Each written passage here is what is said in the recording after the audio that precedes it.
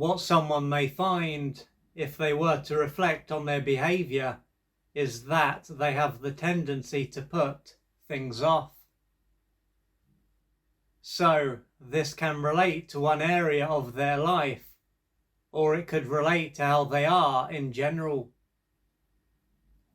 If this relates to how they are in one area of their life, it might not have much of an impact. Then again, even if this only relates to one area, it could still have a big impact on their life. For example, if this relates to their job or career, it can mean that they won't have been able to make much progress, or they could stay in a position that they don't want to be in. Either way, how they feel about this one area can prevent them from being able to enjoy other areas of their life. And of course, the longer that this goes on, the more they will suffer and the harder it will be for them to take action. Therefore, it is clear to see that they will be undermined in a variety of different ways, even when they only put one thing off. If there is one area of their life that they keep putting off, it could be said that it's because they lack motivation. As they lack the drive that they need, they are unable to get things moving.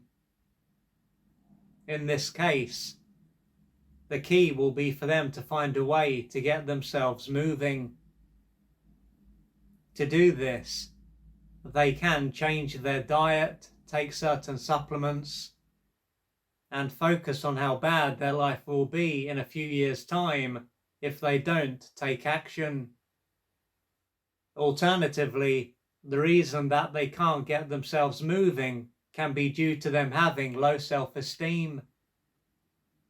Thus, as they don't feel good about themselves, they won't feel that they deserve to move forward in one or a number of areas in their life. Additionally, they might not believe that they have what it takes to move forward or achieve something, for instance.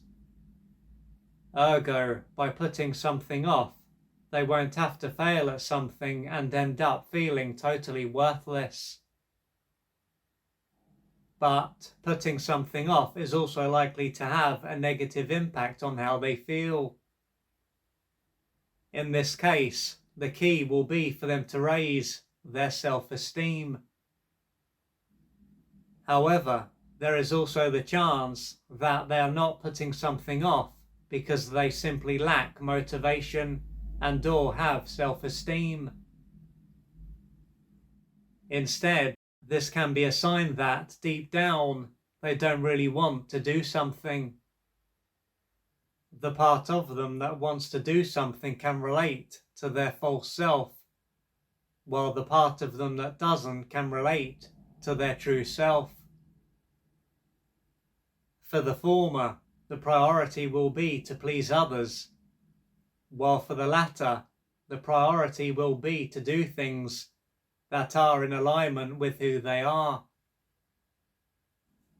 Taking this into account, the key will be for them to connect to what it is that they actually want to do and allow their life to be driven by who they are, not who they think they should be. What is going on for them could be a sign that they lack motivation, have low self-esteem, and/or are out of touch with their essence. There could be far more to it than this though, as it could show that they are in a collapsed physiological state. As a result of this, they are going to lack the energy and thus the drive to get themselves moving. To use an analogy, they're going to be like a car that doesn't have an engine, or an engine that only works from time to time.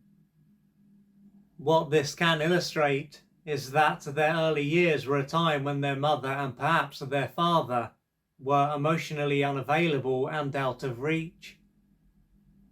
They might have also been verbally and physically abused by one or both of their parents. Naturally, this would have greatly deprived and deeply wounded them.